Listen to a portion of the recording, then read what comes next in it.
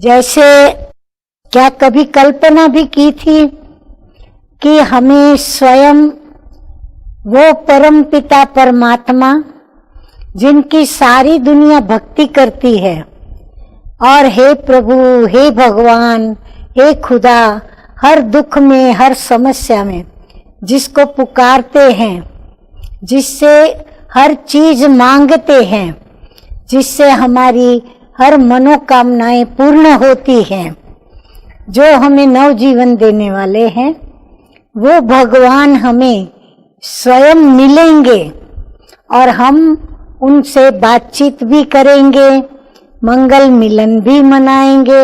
इतना ही नहीं, परंतु वो हमें वारिस बनाकर और विल में हमारा नाम भी डालेंगे और हमें जन्म जन्मांतर के लिए राजाई प्राप्त होगी। क्या कभी सोचा था? स्वप्न में भी ये बात आई थी? तो नहीं, ये वंडर है जी। इतना दूर बैठे, इतना सहज हम तो ऐसे रहे हैं जैसे आमने सामने। बिल्कुल, दूर होते भी समीप है, और समीप क्या लेकिन सामने, और सामने हम एक दो से नैन मुलाकात भी कर रहे हैं और हम एक दो को सुन भी रहे हैं, सुना भी रहे हैं। तो ये कितनी वंडरफुल बात है, और ये वंडरफुल बात इसलिए हो सकी। दीदी सच्ची बताऊं? जी जी। तो मैं तो यहाँ आज आपके नए भवन में चक्कर लगा रही हूँ। अच्छा। चक्कर लगा हाँ। सोचा कि कम से कम आज दीदी मुलाकात करेगी तो उस कमरे को तो मैं देख ही लूंगी। अच्छा। जब बम्बई आई तो वैसे वो दोनों फ्लोर को देखा था। जी जी। अभी तो आप वहाँ रहने भी चले गए हैं।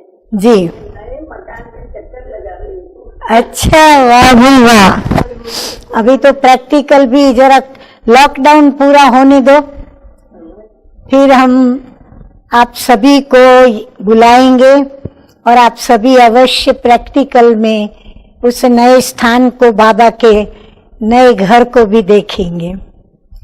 अच्छा, अब हम अपनी बातें करें।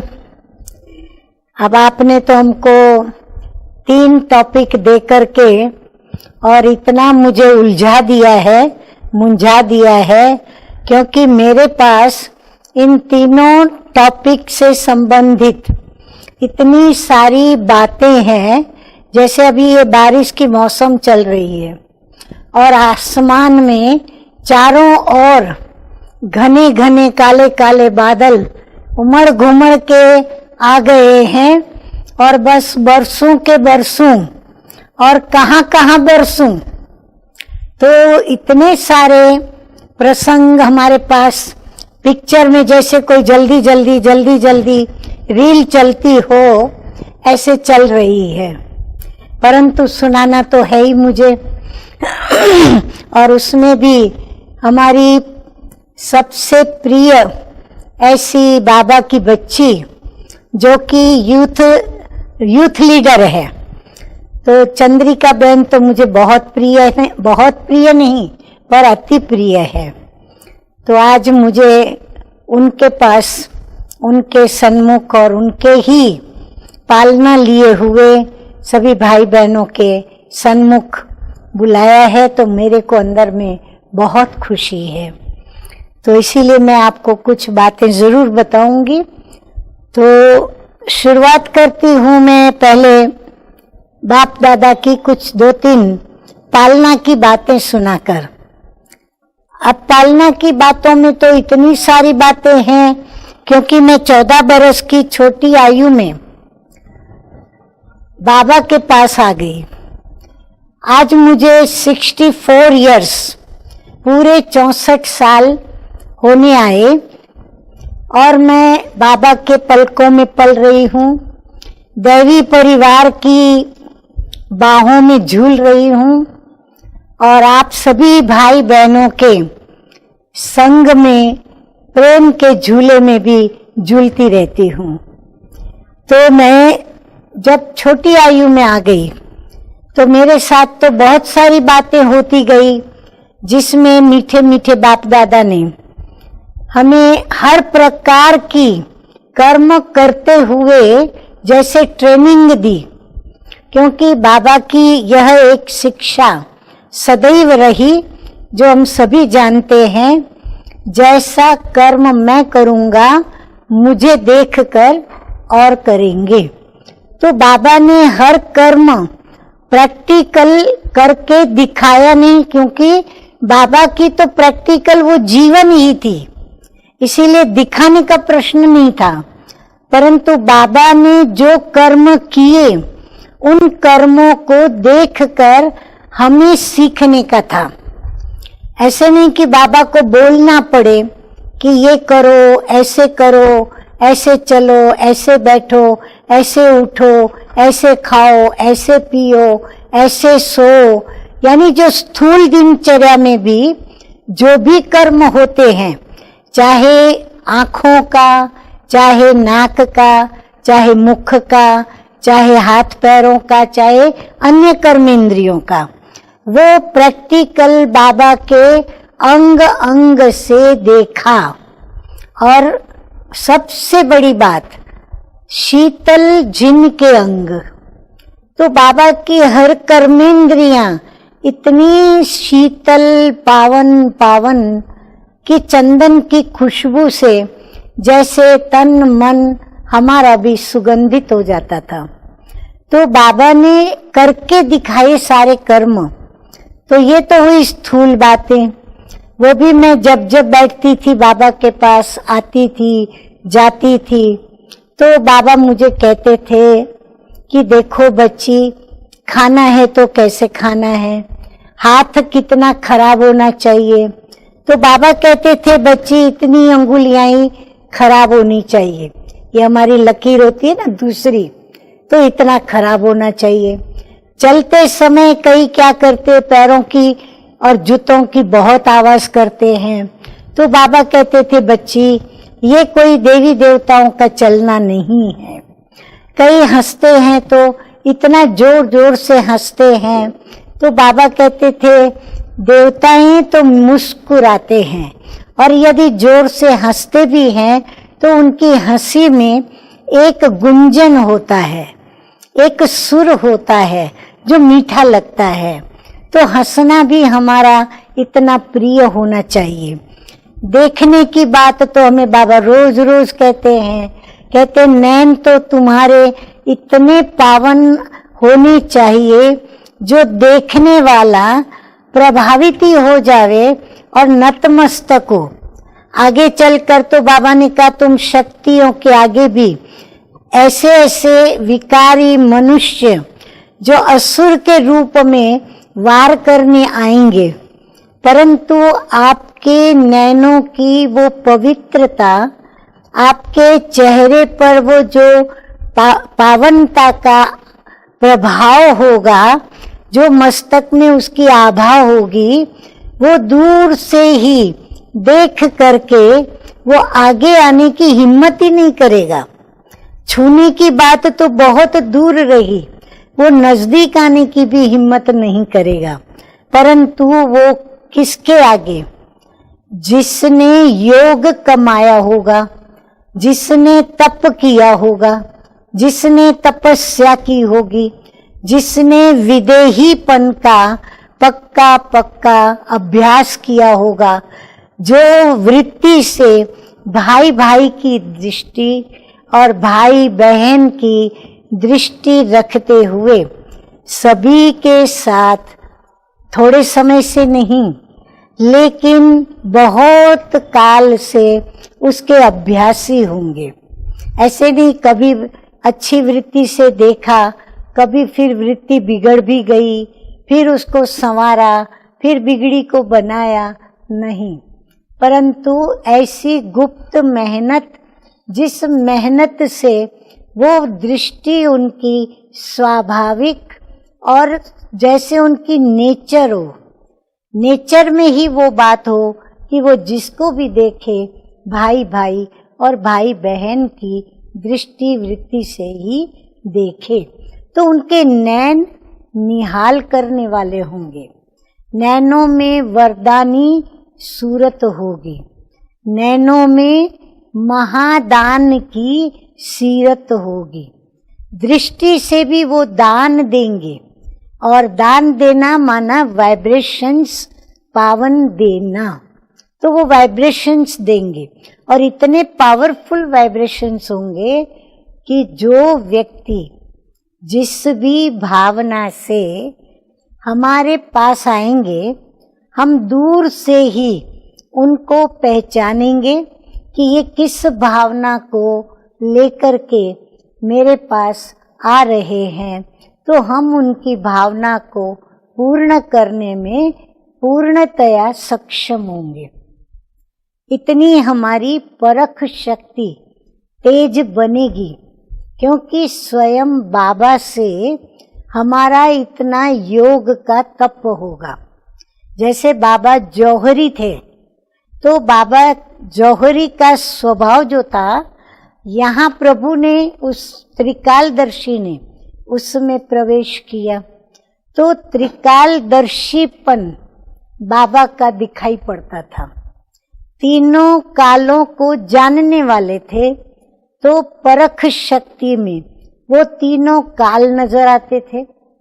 दृष्टि में वो बाबा की त्रिनेत्री जैसे कहते हैं ना, तो वो तीसरा नेत्र क्या, लेकिन तीनों ही नेत्र इतने पावरफुल थे कि पूरे 84 जन्मों का दर्शन वो त्रिनेत्री कर सकते थे।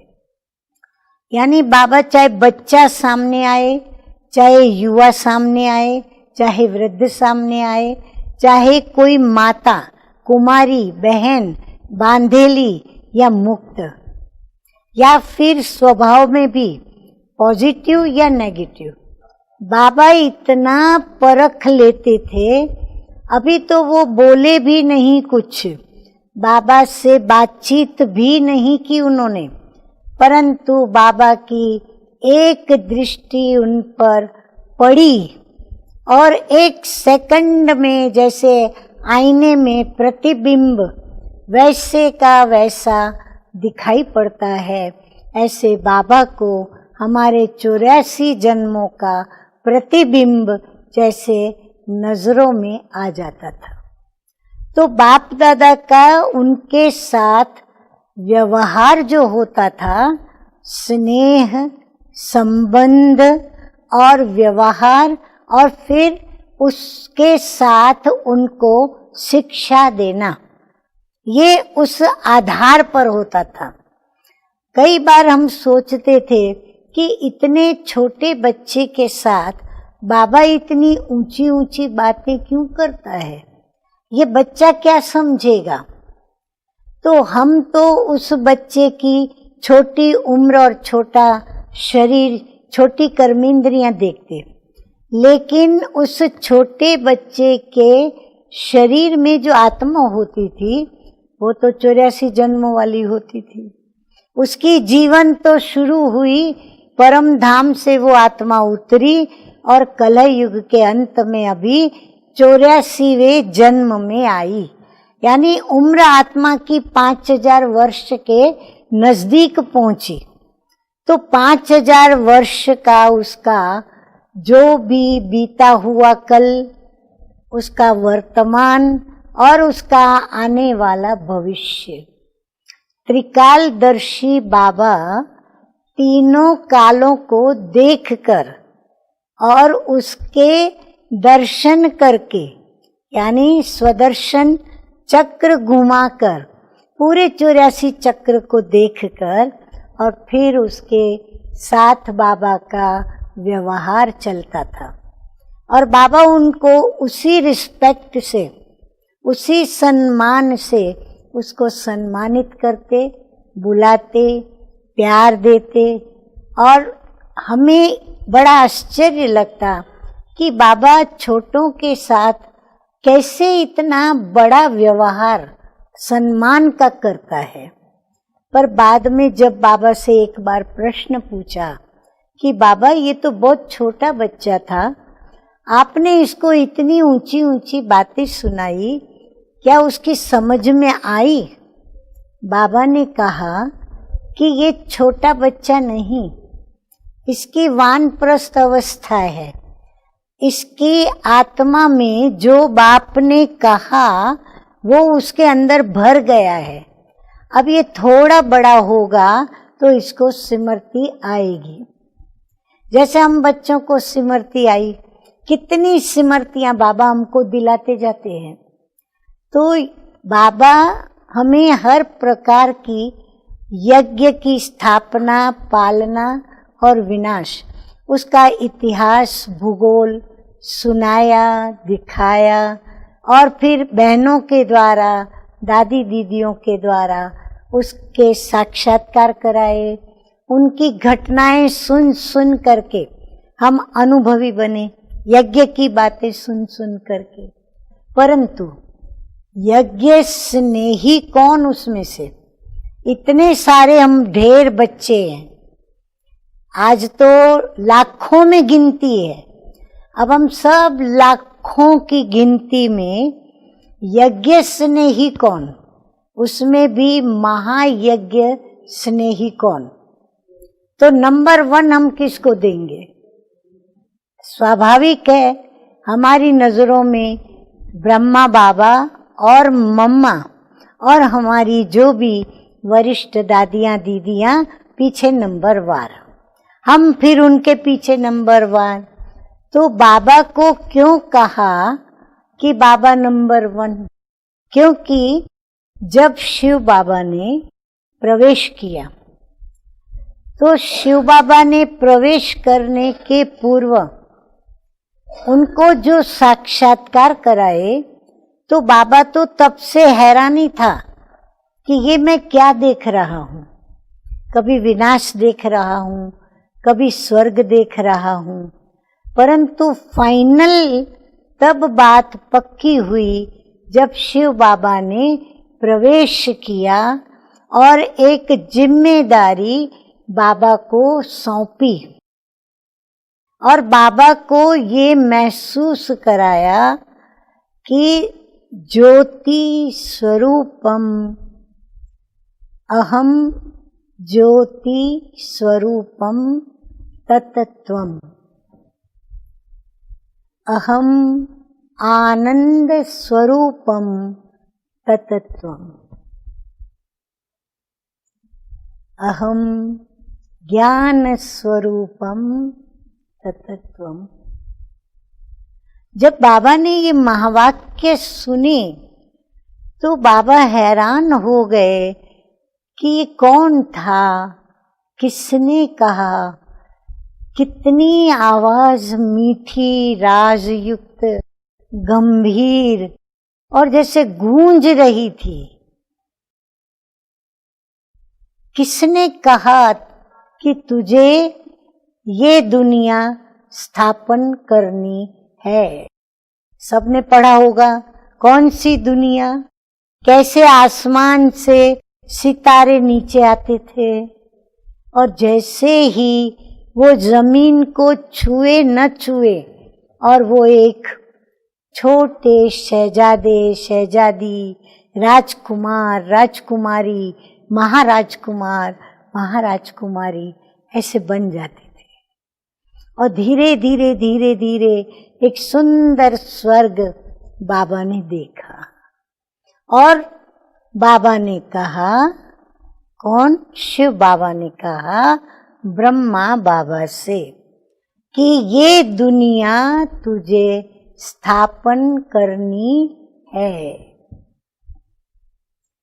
अब प्लान कुछ भी नहीं सामने, कैसे स्थापन करेंगे, क्या करना होगा, किस विधि करना होगा, कुछ पता नहीं। लेकिन यज्ञ में इस बच्चे ने, ब्रह्मा बाबा ने, शिव को पाकर, मैं बहुत डिटेल में नहीं जाती हूँ, जल्दी जल्दी मुझे आपको बहुत बातें बतानी है। जैसे ही निश्चय हो गया कि यह तो प्रभु है, स्वयं भगवान है जो मुझे निमित्त बनाकर और ये कार्य करवा रहे हैं या करवाना चाहते हैं। तो सर्वप्रथम जैसे निश्चय हुआ, जैसे बाप मिला, अलफ को जैसे ही अल्लाह मिला, तो क्या कहा, पाना था सो पा लिया, काम बाकी क्या रहा। तो तुरंत बे को बादशाही दे दी, यानी जो पार्टनर था, भागीदार था, जो उनके बिजनेस का पार्टनर था। अब बाबा का तो डायमंड का बहुत बड़ा बिजनेस था, होलसेल के बाबा व्यापारी थे और कलकत्ता के नवाब कहलाते थे। तो आप सोचो कितनी करोड़ों की प्रॉपर्टी बाबा की होगी। तो बाबा ने वो प्रॉपर्टी का जो पार्टनर का हिस्सा था वो पार्टनर को दे दिया, और जो स्वयं का हिस्सा था स्वयं के पास रखा। परंतु वो यज्ञ स्थापन किया तो उस यज्ञ की पालना में यज्ञ स्नेही इस ब्रह्मा बाबा ने क्या किया, अपना पूरा तन मन धन संबंध और जो कुछ भी प्रॉपर्टी थी वो सारी प्रॉपर्टी बाबा ने क्या किया, यज्ञ को समर्पित की। अब यज्ञ को माना प्रभु को समर्पित की। अब प्रभु को कैसे समर्पित करे, किसके हाथ में देवे। तो फिर बाबा ने एक माताओं की कमेटी बनाई और उस कमेटी में जो माताओं को निमित्त बनाया गया उनको वह सारी प्रॉपर्टी कन्याओं माताओं को सौंप दी। किस लिए, जो गिरा हुआ भारत, जो नर्क बना हुआ भारत, उसको फिर से उस स्वर्ग बनाया जाए। तो यज्ञ स्नेही ने क्या किया, स्नेह समर्पण सिखलाता है। जो स्नेही होते हैं वो सदा समर्पण करते हैं, वो कभी रिटर्न नहीं चाहते, रिटर्न नहीं मांगते कि मैंने तुमको प्रेम किया, प्यार किया, मैंने इतना तुम्हारे लिए किया तो मुझे रिटर्न में क्या मिला, क्या दिया। आज के मनुष्य उसके बदली में बदला मांगते हैं, रिटर्न मांगते हैं कि मुझे क्या मिलेगा, और रिटर्न की आशा में ही सेवा भी माँ बाप की करते हैं। परंतु बाबा बेहद का सन्यासी बन गया। पहली नजर में, पहले समर्पण से ही बाबा शिव बाबा की तरह न्यारा बन गया और प्रभु का प्यारा बना। और फिर यज्ञ की स्थापना हुई, यज्ञ चला। अच्छा, मम्मा आई हमारी। अब मम्मा आई, जब मम्मा आई तो कुछ समय के बाद यज्ञ में ऐसा बेघरी पार्ट भी चला जब यज्ञ के अंदर खाने को अन्न भी न रहा। बीमार पड़ने वालों के लिए बीमारी की कोई गोली खरीदने के भी पैसे न रहे। तो जैसे झाड़ हिला, जब झाड़ को कोई जोर से हिलाता है तो पत्ते गिर जाते हैं, जो कच्चे पक्के होते हैं वो सारे पत्ते गिर जाते हैं, फल भी गिर जाते हैं। तो वो बेघरी पार्ट के समय बहुत सारे बाबा के बच्चे जो कई सालों से यज्ञ में समर्पित थे, बाबा की पालना में चलते थे, मम्मा की पालना में पलते थे, वो कई बच्चे पत्ते की तरह गिर गए, बिखर गए और अपने अपने लौकिक घर और लौकिक प्रवृत्ति करना शुरू कर दिया। लेकिन जो पक्के बच्चे थे वो रहे, चाहे उनको रोज सिर्फ आधा रोटला खाने को मिला, भले उनको दवाई नहीं मिली, क्योंकि उनकी दवाई बाबा की याद होती थी। इतना बाबा में भरोसा, एक बल एक भरोसा, बाबा बैठा है, हमें कुछ नहीं होगा। लेकिन संभालना, आप कहीं ऐसा नहीं करना। आप बीमार पड़ो, दवाई जरूर लेना। कई भाई बहनें क्या करते हैं, बीमार पड़ते दवाई नहीं लेते, बाबा बैठा है, बाबा मिटाएगा, ऐसी अंधश्रद्धा में भी नहीं चलना है। ये तो वो समय था भागवत का, जो प्रभु की कई लीलाएं चली, कई ऐसी घटनाएं घटी जो लीला के रूप में वर्णित हुई। मुझे याद है, बहनों ने बताया, दादियों ने सुनाया, ऐसा एक दिन आया जो बिल्कुल घर में दाल का दाना भी नहीं, चावल का दाना नहीं, और रोटी पकाने को आटा भी नहीं। मम्मा बाबा के पास आई और बाबा को समाचार दिया। बाबा पहले शांत रहा, फिर बाबा ने कहा, हो जाएगा, देखो। बस इतना बाबा ने कहा।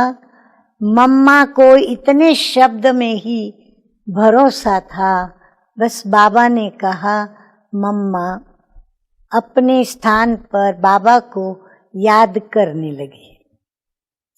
समय बीतता गया, 8 बजा, 9 बजा, 10, 11, भोजन का समय होने लगा। अब तक कोई प्रबंध नहीं हुआ।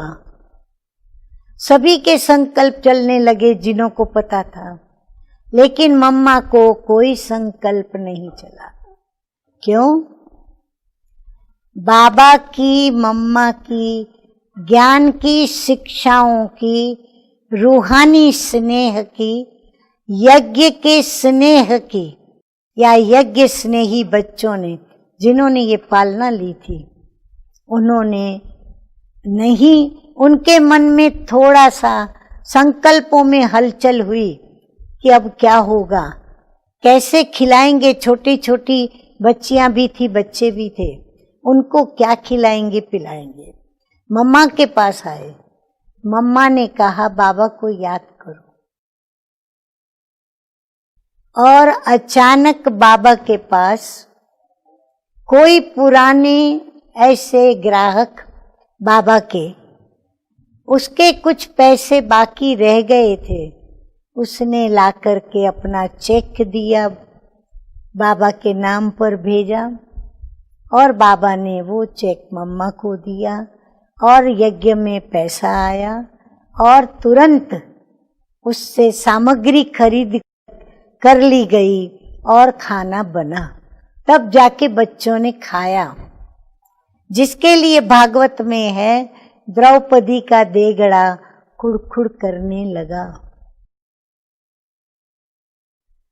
अब ये तो एक प्रसंग, और कितने बच्चे थे? 300, 350। आप कल्पना तो करो।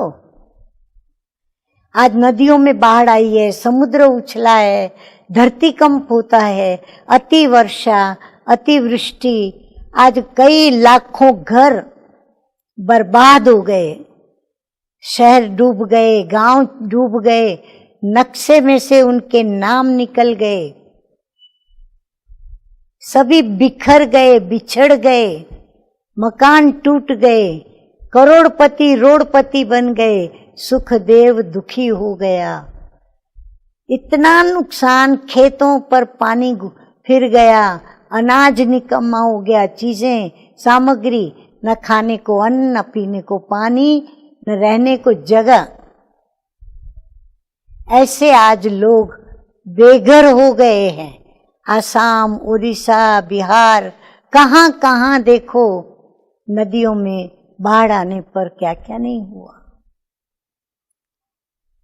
अब इन सब का रक्षक कौन?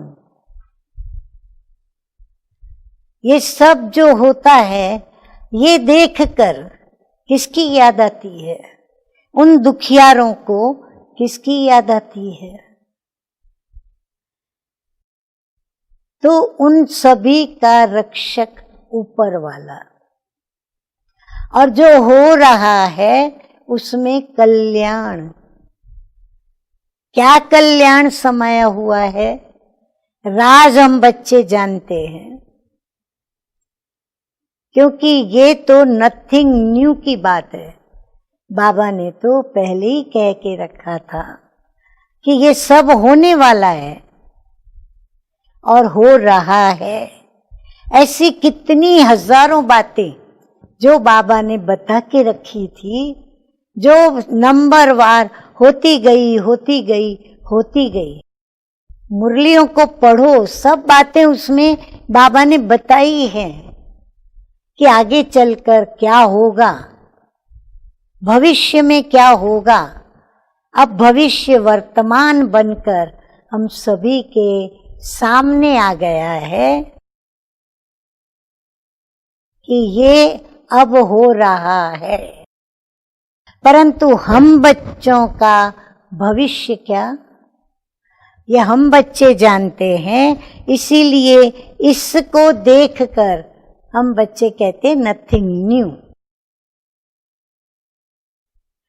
तो मीठे मीठे बाबा यज्ञ की रक्षा कैसे करते थे? चाहे बांधेली माताएं, चाहे दुखी माताएं, कईयों के घरों से कई ज्ञान में चलते नहीं, माता अकेली चलती, भाई कुमार, मतलब बाबा का बच्चा जो भी हो, स्त्री रूप में चाहे पुरुष रूप में, अकेले चलते, सभी विरोधी, फिर भी वो बच्चा हिम्मत नहीं हारता, युद्ध करता और अपनी निश्चय के आधार पर आज कितने लाखों बच्चों ने विजय को प्राप्त किया है। किसने मदद की? यज्ञ रक्षक। यज्ञ रक्षक माना, यज्ञ माना हम ही तो हैं। स्कूल तब कहलाती जब विद्यार्थी टीचर होते हैं, यज्ञ तब कहलाता जब हम यज्ञवत्स हैं, घर तब कहलाता जब घर के सदस्य होते हैं। तो बाबा ने एक बात मुझे अचानक याद आ रही है, कैसे बांधेलियों की बाबा ने रक्षा की। मैं एक बांधेली की बात सुनाती हूँ, पर मैंने प्रैक्टिकल में 15 से 20 क्या, लेकिन कई 100 की से बढ़कर भी गिनती में मैंने अनेक माताओं के जीवन की कहानियां सुनी है, देखी है, अनुभव की है, महसूस भी कर रही हूँ। लेकिन एक जो हमारे समीप संबंध की माता, किससे तो मेरे पास भी बांधेलियों के बहुत हुए, तो वो माता इतनी निश्चय बुद्धि, अनपढ़ गंवार वो माता थी, पर पैसे वाले घर के अंदर वो जन्मी हुई थी, पैसे वाले से शादी की हुई थी, ज्ञान मिला, बच्चे भी थे बड़े बड़े, 25-30 साल के बड़े बड़े बच्चे, लेकिन शादीशुदा थी। शादीशुदा और बच्चों वाली वो माता अब वो उम्र होने पर पवित्र रहने लगी। पति 60 के ऊपर आ गया था, तो पवित्रता की धारणा की बाबा का यह ज्ञान क्या, ईश्वर का फरमान सुनकर, शिव पिता का फरमान सुनकर पवित्र रहने लगी कि काम महाशत्रु है, इसीलिए काम पर विजय प्राप्त करो। तो शिव भगवान की श्रीमत पर उसने अपनी जीवन में ब्रह्मचर्य व्रत की प्रतिज्ञा ली और पवित्र रहने लगी। न सिर्फ पवित्र रहती थी, लेकिन हर रात्रि वो पवित्रता के लिए स्वयं की बाबा की याद में रक्षा करती थी, स्वयं को हिम्मत दिलाती, बल भरती, रक्षा करती। काफी साल ऐसे चलता रहा। पति उसको मारते रहे, सहन करती रही, और वो रात होवे बाबा को याद करे और एक ही बात बाबा को कहे, सूरज ढले ना, रात्रि हो ना, आखिर एक दिन उसका भी आया। कहते ना 100 दिन सास के, 100 दिन बहू के, 100 दिन सास के, एक दिन बहू का।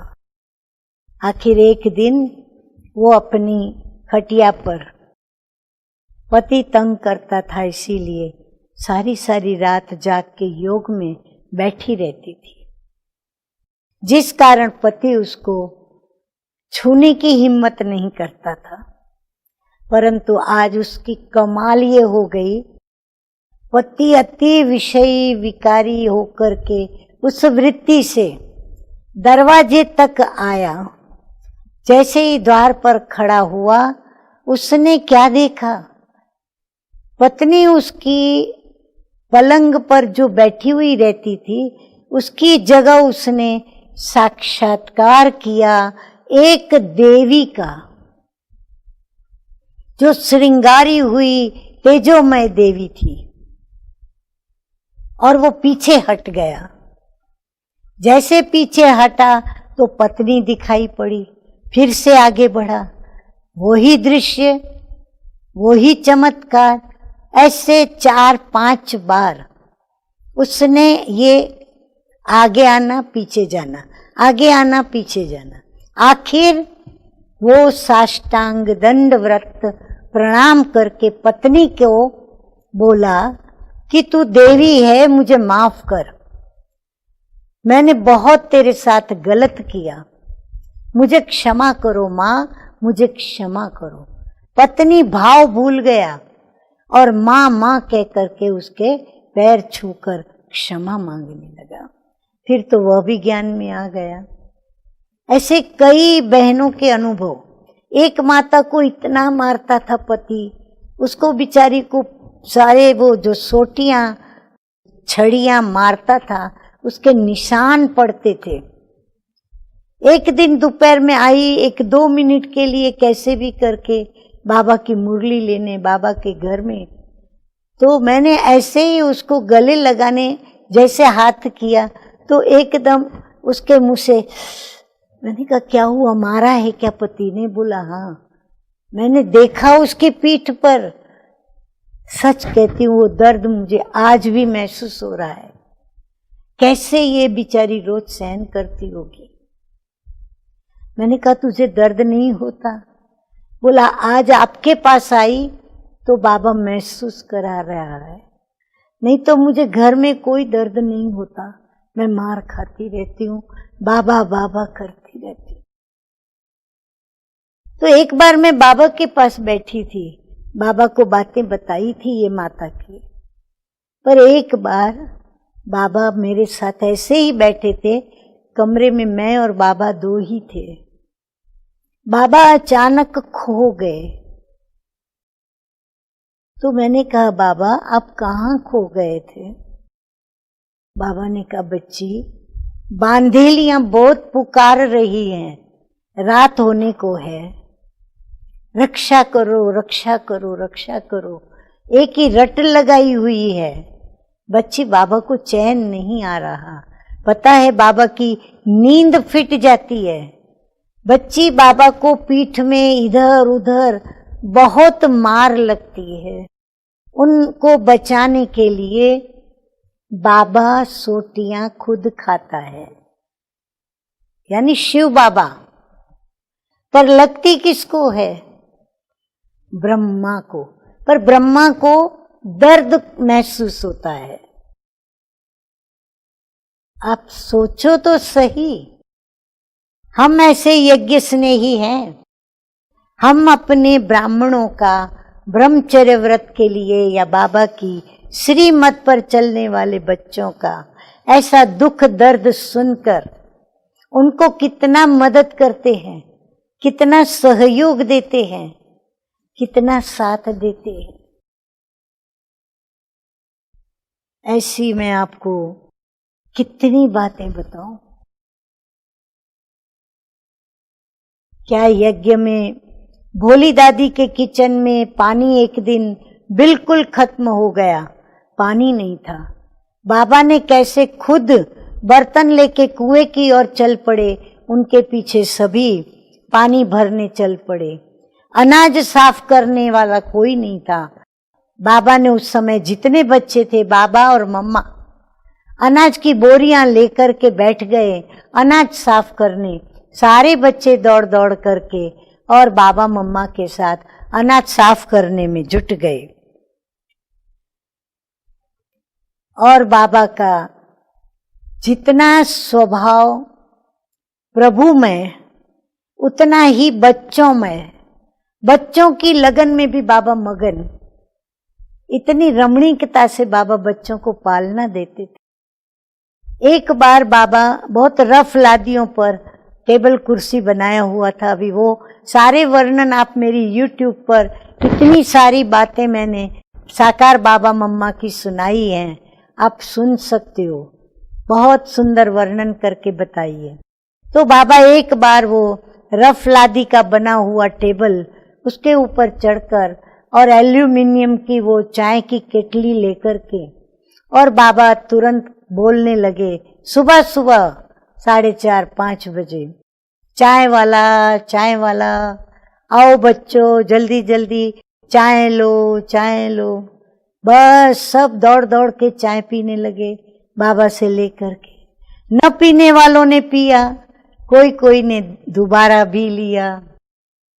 ऐसे बाबा कभी अपने हाथों से खिलाते, टोली खिलाते, गिट्टियां खिलाते, गरम गरम मक्खन, मानी और चीनी का बूरा उस पर डाल करके वो खिलाते, एकदम तवा टू माउथ। इधर लच्छू दादी तवे पर उतारती छोटे छोटे फुलके और उस पर मक्खन और साकर का वो बूरा डाल करके, और तुरंत बाबा अपने हाथों से हम बच्चों को खिलाते। ऐसे गिट्टियां खिलाई और इकोनॉमी भी सिखलाते थे बाबा। उसकी पहला नमूना मैंने खुद अनुभव किया, मुझे ही बाबा ने सिखलाया था। जब पहली बार बाबा मेरे पास सेंटर बनने के बाद आया, तो हम बहुत उमंग में, बहुत ऊंचे ऊंचे पर्दे हमने सिलाई करके और लगाया सेंटर पर। बाबा आए, स्वागत हुआ, क्लास हुआ, सभी बच्चों को टोली खिलाई। बाबा ने छुट्टी भी ले ली, बाबा चले गए, फिर मधुबन भी चले गए मुंबई से। तब तक बाबा कुछ नहीं बोले, लेकिन जब मैं मधुबन में पार्टी लेके गई, एक दिन मैं बैठी थी बाबा के पास। बाबा ने कहा, बच्ची एक बात बतानी है बाबा को। मैंने कहा जी बाबा। बोला, बच्ची जब बाबा आया था ना, तुमने बहुत ऊंचे ऊंचे पर्दे लेकर, भले खुशी में लगाए थे तुमने, परंतु इतना ऊंचा कपड़ा लेकर अपने को लगाना ठीक नहीं। हमें न बहुत ऊंचा पहनना है, न बहुत हल्का। हमें साधारण, देखो बाबा कैसे साधारण तन में आया है।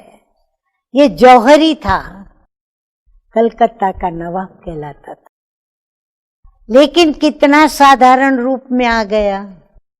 तो बच्ची, हमें सब कुछ साधारण करना है, ना कोई हमारी टीका निंदा करे और ना कोई ये कहे, बदनामी करे। तो बाबा ने हमें ये भी सिखलाया, ये भी कहा, चलते फिरते उठते बैठते कैसे हमें इलेक्ट्रिसिटी बचानी है, कैसे हमें घर की सफाई, घर हो चाहे सेंटर हो चाहे क्लास हो, गीता पाठशाला, उसकी स्वच्छता पर हमें पूरा पूरा ध्यान देना है। घर में शांति माना, हम आपसी व्यवहार में लड़े नहीं, झगड़े नहीं, तू मैं न करें, वाद विवाद न करें, तभी घर में शांति होती है। तो हम व्यक्तियों के आधार पर घर का वातावरण शांत बनता है।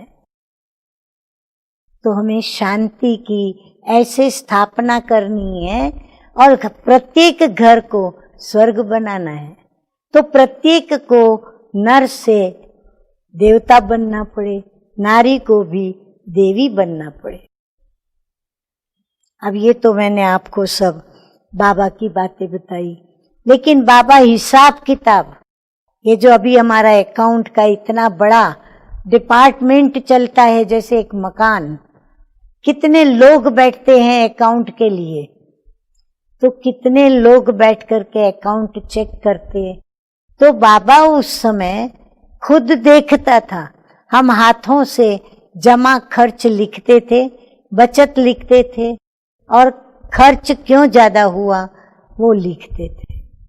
बाबा वो देखता था, पूछता था, यहाँ ज्यादा क्यों हुआ, यहाँ कम क्यों हुआ, बचत कम क्यों हुई, बचत कितनी होनी चाहिए, इतनी खोट नहीं आनी चाहिए, उसके लिए क्या कमजोरी हमारी है, कैसे उस कमजोरी को हम भरें, सब बाबा सिखलाता था।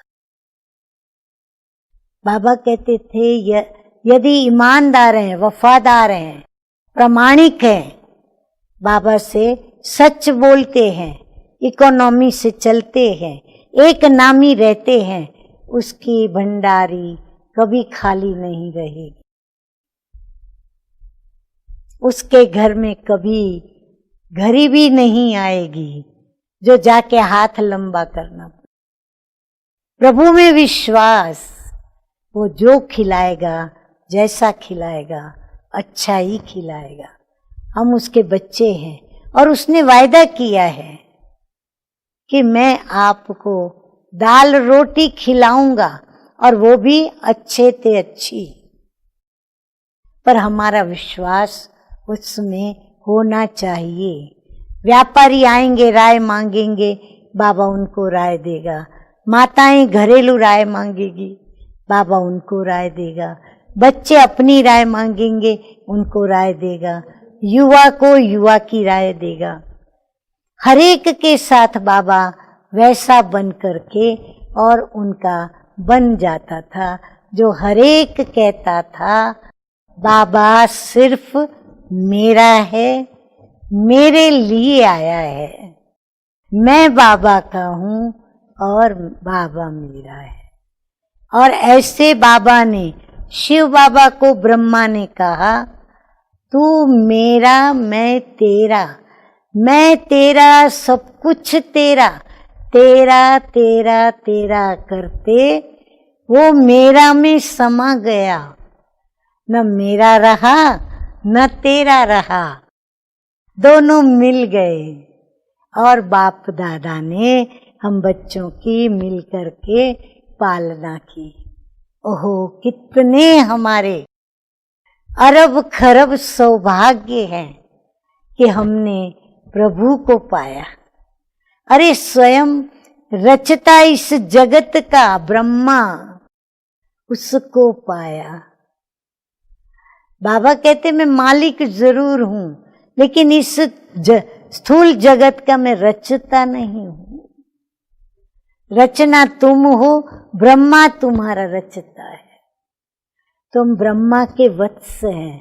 तो जो बाबा ने शिव के गुण, स्वभाव, संस्कार के युक्त कर्म किए, हमें साक्षात्कार कराया कि प्रभु क्या है, कैसा है। सर्व गुणों का साक्षात्कार, सर्व शक्तियों का साक्षात्कार। तो हमने ब्रह्मा में प्रभु को देखा, साधारण में असाधारण को पाया। अब हमें क्या करना है, बाप समान जो हमने बाप में देखा वो हमें अब धारण करना है। उनकी श्रीमत पर अब समय मिला है, खूब तप करना है। बाबा कहते हैं विदेही के साथ, विदेही की याद में, विदेही के स्नेह में कैसे बन जाओ, विदेही बन जाओ, उसके रंग में रंग जाओ। माना जैसे वो विदेही, वैसे आप भी विदेही बन जाओ। तो तेरे रंग में रंग कर मैं भी हो गई विदेही। ये है तप करना। बाकी दुनिया में क्या है, बाबा कहते बेहद के वैरागी बनो। अरे मन में भी इतनी स्वच्छता, एक भी देहधारी आके स्पर्श न करे, इतने पावन बन जाओ, हिम्मत न करे हमारी यादों में आने की, इतना हम सभी से वैरागी त्यागी बन जाएं, छोड़ न दें, फर्ज निभाएं न्यारा प्यारा होकर, लेकिन उसमें हम आसक्त भी न हो, मोहित होकर के भी मोह युक्त न चले, कि उनको न देखें तो प्राण न छूटे।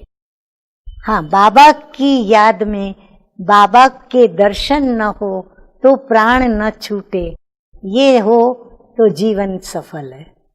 बाकी पोतरे का मुंह देखूं ने, पोतरे की सगाई देखूं ने, लड़के की शादी देखूं ने, बहू का मुंह देखूं ने, ये मकान देखूं ने, वो देखूं, ये सब संकल्प मोह की है। ये मोह के सारे धागे टूट जाने चाहिए।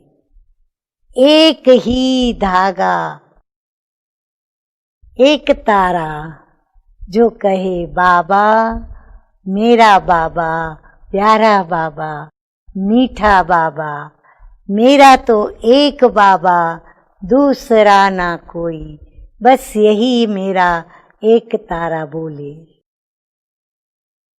बाबा बाबा बाबा, बस।